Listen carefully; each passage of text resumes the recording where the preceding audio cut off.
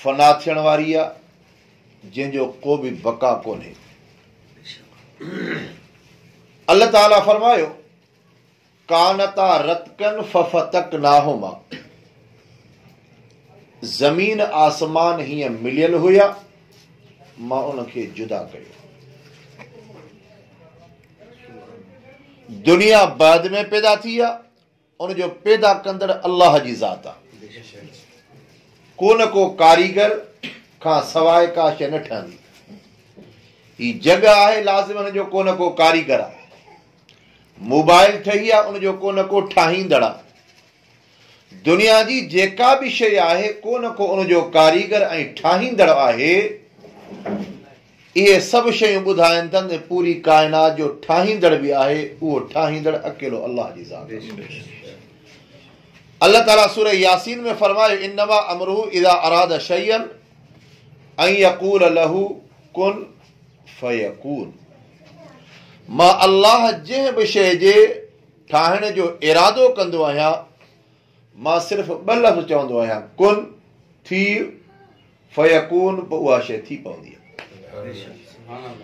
तव्हां ई असां हर शइ में ॿिए शइ जा मोहताज आहियूं। जॻह तॾहिं ठहंदी, सीमट बि हुजे, सरियो बि हुजे, मज़दूरी जा पैसा बि हुजनि, साज़ो सामान बि हुजे, पोइ जॻह ठहंदी। तव्हां असां असबाब जा मोहताज आहियूं। अल्लाह ख़ुदि पाण मुसब्बिबुल असबाब आहे। अल्लाह असबाब जो मोहताज न आहे। अल्लाह बग़ैर सबब जे पूरी काइनात खे पैदा कयो। पोइ अल्लाह ताला पहिरीं ज़मीन खे ऐं आसमान खे जोड़ियईं। पोइ उन ज़मीन जे अंदरि अल्लाह ताला पाणी, वण, ॿूटा, जबल, आसमान में सितारा, सिज चंड सितारा, पूरी काइनात जो निज़ाम अल्लाह जोड़ियो। अल्लाह ताला इंसान जी तख़लीक़ कई। सभ खां पहिरीं पहिरीं अल्लाह ताला आदम अलैहिस्सलाम खे पैदा फरमायो। ऐं अल्लाह ताला फरमायो वलक़द करमना बनी आदम। दुनिया जे अंदरि जेकॾहिं इज़त वारी मख़लूक आहे त उहा इंसान ज़ात आहे। वलक़द करमना बनी आदम, आदम जे औलाद खे मां इज़त ॾिनी आहे। ॿी मख़लूक दुनिया जे अंदरि उघाड़ी तव्हांखे नज़र ईंदी, ॿकरियूं, रिढूं, मेहूं, जानवर। अल्लाह ताला इंसान खे पोशाक सां नवाज़ियो। फरमाए ख़ुज़ू ज़ीनतकुम इंद कुल्लि मस्जिदिन। तव्हां पंहिंजो सींगार बनायो। तव्हां जॾहिं पाण खे सींगारींदा आहियो, तव्हां अल्लाह खे बि तव्हां पसंदि ईंदा आहियो। इन अल्लाह जमीलुन युहिब्बुल जमाल। अल्लाह पाण बि ख़ूबसूरत आहे, ख़ूबसूरती खे पसंदि थो करे। अल्लाह ताला ही पूरी काइनात इंसान जे लाइ पैदा कई। हाणे छाजे लाइ पैदा कई? अल्लाह ताला इंसान खे फ़क़ति पंहिंजी इबादत जे लाइ पैदा कई। ही दुनिया आरज़ी आहे। दुनिया जे अंदरि अल्लाह ताला इंसान खे मोकिलियो आहे, ईअं सम्झो बतौर आज़माइश ऐं इम्तिहान जी। अल्लाह फरमायो वला नबलुवन्नकुम बिशैइन मिनल खौफ वल जूअ व नक़्सिन मिनल अमवाल वल अनफुसि वस्समरात। अल्लाह ताला फरमायो मां तव्हांखे आज़माईंदुसि दुनिया जे अंदरि। ख़ौफ़ जे करे मिट माइट दुनिया छॾे वेंदा, फ़सुल तबाह थी वेंदो, ऐं उन खां सवाइ दुनिया दौलत न हूंदी। मां तव्हांखे आज़माईंदुसि। पोइ आज़माइश जे वक़्त में जंहिं बाने सब्र कयो, नेमतुनि जे वक़्त में मूं अल्लाह जो शुक्र कई। शुक्र कंदड़ ऐं सब्र कंदड़ अल्लाह फरमाए इहे मूं अल्लाह वटि कामयाब, इहे ॿई जन्नती। तंहिंजे करे हुज़ूर अकरम सल्लल्लाहु अलैहि वसल्लम जन मके शरीफ़ में नबूवत जो ऐलान फरमायो। माण्हुनि जे अंदरि जहालत पई। नियाणियुनि खे ज़िंदह दफ़न कयो वेंदो हो। हथरादू बुत ठाहे करे उनजी सजदो कंदा। कंहिंजो उठ कंहिंजे ॿनी में पियो 100 साल जहिड़ा। कबीलनि जा कबीला तबाह थी विया। इंसान खे इंसान ज़ात बनाईंदड़, इंसान खे इंसानियत बनाईंदड़ इहे अल्लाह जा नबी हुया ऐं क़ुरान जी तइलीम। इन्हनि अरबनि जे अंदरि इहे जहिड़ा ख़तम थिया, इहे बुराइयूं ख़तम थियूं। हुज़ूर अकरम सल्लल्लाहु अलैहि वसल्लम जॾहिं नबूवत जो ऐलान फरमायो क़ूलू ला इलाहा इल्लल्लाह मुहम्मदुर रसूलुल्लाह तुफ़्लिहून। तव्हां सभु चओ अल्लाह खां सवाइ को बि इबादत कोन्हे ऐं मां मुहम्मद मुस्तफ़ा अल्लाह जो रसूल आहियां, तव्हां कामयाबु आहियो। ईअं दुनिया जी ज़िंदगी गुज़रंदी आई। अल्लाह जे नबीअनि इंसान जे अंदरि इंसानियत पैदा कई, उन्हनि में शऊर पैदा कयो, न त इंसान अहिड़ा हुया। अल्लाह ताला फरमाए लहुम क़ुलूबुन ला यफ़क़हून बिहा वलहुम आयुनुन ला युबसिरून बिहा वलहुम आज़ानुन ला यस्मऊन बिहा। इंसान त उहे आहिनि जो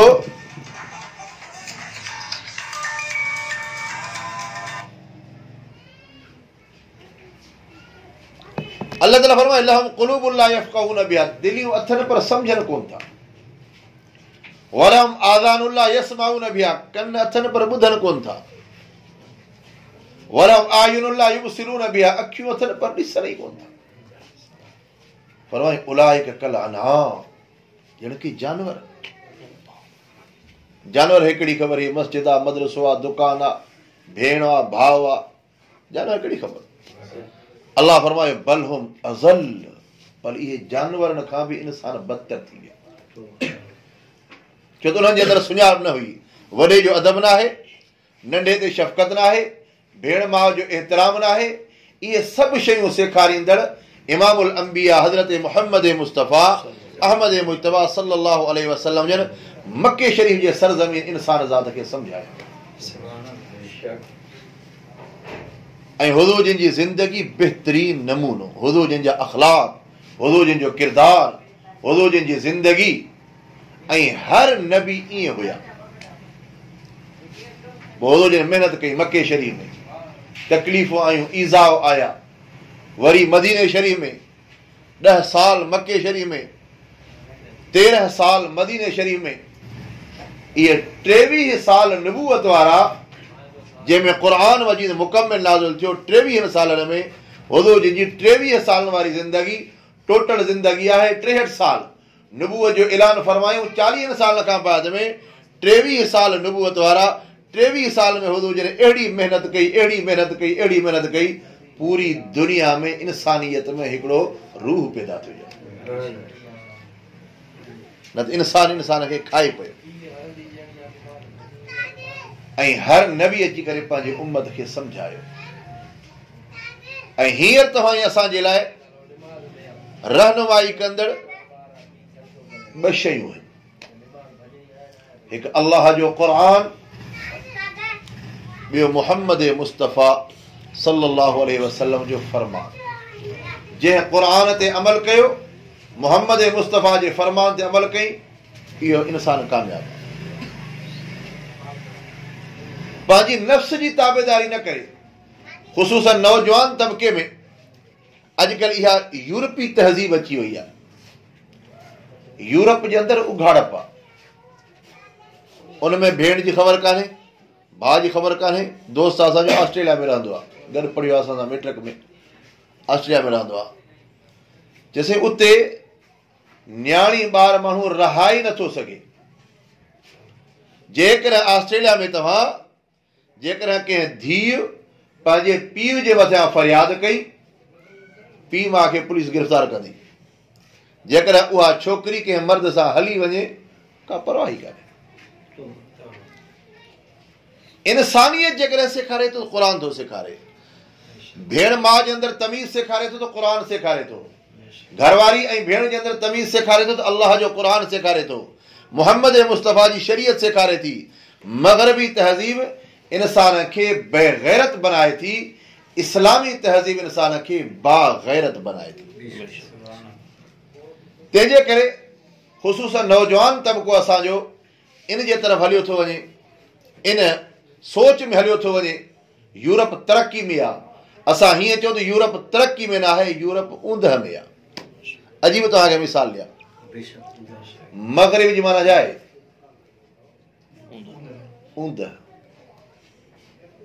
मशरिक़ माना रोशनाई। मग़रिब वारी नमाज़ छा आहे? सिजदे वारी नमाज़ छा चवंदा? मग़रिब नमाज़। मग़रिब माना ऊंदह थी वई। मशरिक़ माना रोशनाई, इशराक़ वारी नमाज़।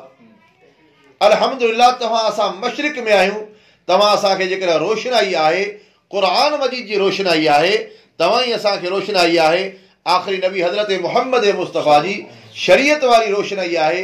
अल्लाह ताला उनखे मग़रिब में रहाए करे अहिड़ी तहज़ीब ॾिनी आहे जो इंसान खे न भेण जी ख़बर, न माउ जी ख़बर, न इंसान ज़ात जी ख़बर।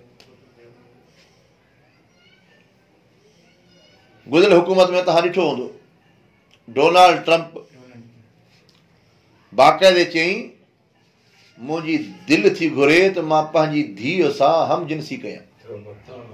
बाक़ाइदे इहो तव्हां पढ़ियो हूंदो बयान। इहा तमीज़ केरु थो सेखारे? इहो अलाह जो क़ुर थो सेखारे, इस्लामी तहज़ीब थो सेखारे। हुज़ूर अकरम सल्लल्लाहु अलैहि वसल्लम वटि काफ़िर हुया, अमानतूं छॾे वेंदा हुआ, हतां के ॿियूं अमानतूं त पंहिंजी जाइ ते, नौजवान ख़ूबसूरत न्याणियूं, हुज़ूर जे हुनखे यकीन हूंदो जेकॾहिं असांजी न्याणी जी इज़त महफ़ूज़ रहंदी मुहम्मद मुस्तफ़ा सल्लल्लाहु अलैहि वसल्लम, ऐं हुज़ूर जन उनखे अहिड़े अख़लाक़ सां रहाईंदा हुआ। जंग बदर में 70 कुफ़ार क़त्ल थिया, 70 क़ैद थिया, उन में औरतूं बि हुयूं। हुज़ूर हिकिड़े औरत खे ॾिठो, उनजो मथो उघाड़ो। साईं फरमाए त हिन न्याणी जो मथो उघाड़ो छो आहे? शख़्स चयो अलाह जा रसूल काफ़िरियाणी आहे। पाण फरमाए भली काफ़िरियाणी हुजे पर मुंहिंजी उम्मतियाणी आहे, इहा न्याणी आहे, चाहे मुसलमान जी हुजे चाहे काफ़िर जी हुजे, उनजे मथे खे ढकियोसि। साईं पंहिंजी चादर मुबारक लाहे करे, नबूवत मुबारक वारी चादर लाहे करे उन औरत जे मथे खे ढकियोसि। हुज़ूर जंहिंजे अख़लाक़ खे ॾिसी करे उहा औरत मुसलमान थी। सुहिणो मुआशिरो, सुहिणी ज़िंदगी जेकॾहिं असांखे ॾिए थो त इस्लाम ॾिए थो। इस्लाम इज़ कोड ऑफ लाइफ। ज़िंदगी गुज़ारण जो जेकॾहिं सुहिणो तरीक़ो आहे त उहो इस्लाम में आहे। इस्लाम खां सवाइ बाक़ी जहालत आहे। तव्हां अंदाज़ो लॻायो, मस्जिद शरीफ़ में रुॻो 10 मिंट तव्हां वञो, पाड़े वारी मस्जिद में, कंहिं मस्जिद में, केॾो तव्हांखे सुकून मिलंदो। तव्हां जेकॾहिं उहे 10 मिंट बाज़ार में हुजो, परेशानी, दुनिया जी, दौलत जी फिक्रात, हे हो। मस्जिद में 10 मिंट वञो, इबादत जी जाइ आहे, क़ुर जी तिलावत, इमाम भलो क़ुर थो पढ़े, तिलावत थो करे, पाण तिलावत थो करे। चइबो त दिलि खे सुकून ॾींदड़ दुनिया न आहे, दिलि खे सुकून ॾींदड़ अलाह जो क़ुर आहे। दिलि जो सुकून आहे त इबादत में, दिलि जो सुकून आहे त हज़रत मुहम्मद मुस्तफ़ा सल्लल्लाहु अलैहि वसल्लम जी शरीयत में, इन शरीयत जे मुताबिक़ ज़िंदगी गुज़ारींदासीं। पर अल्लाह ताला फरमाए इन्नल्लाह ला युग़य्यिरु मा बिक़ौमिन हत्ता युग़य्यिरु मा बिअन्फुसिहिम। ए इंसानो पंहिंजो पाण खे तब्दील कयो। ज़ानी आहे त ज़िना छॾे, चोर आहे त चोरी छॾे, शराबी आहे त शराब छॾे, बद अख़लाक़ त बद अख़लाक़ी छॾे, कूड़ वारो आहे त कूड़ खे छॾे। जेसि ताईं इंसान पंहिंजो पाण खे तब्दील न कंदो, तेसि ताईं अल्लाह उन क़ौम खे तब्दील न कंदो। छो त जेके तव्हां असांजा आमाल थियनि था न, उन अमल जे ज़रिए सां अल्लाह जा फ़ैसिला अचनि था। हुज़ूर अकरम सल्लल्लाहु अलैहि वसल्लम जे ज़माने में कणिक थींदी हुई कतल जे खेखड़ी जहिड़ी। कतल जी खेखड़ी ॾिसो न, कतल जी खेखड़ी ऐं कणिक जो नमूनो हिकु जहिड़ो अथव, हिकु जहिड़ा। उन ज़माने आहिस्ते आहिस्ते हज़रत उमर बिन अब्दुल अज़ीज़ जे ख़िलाफ़त वारे दौर में कतल जी खेखड़ी जे बराबरि कणिक जो दाणो थींदो हो। जॾहिं मुसलमान जे अंदरि ईमान हुयो, मुसलमान जे अंदरि शरीयत मुहम्मदी हुई, मुसलमान जे अंदरि क़ुर जी मुहबत हुई, अल्लाह पंहिंजे रहमत जा फ़ैसिला कया। जॾहिं असां दीन खे छॾींदासीं, पोइ अल्लाह असांजे मथां हुक्मरान अहिड़ा मुसलत कंदो आहे।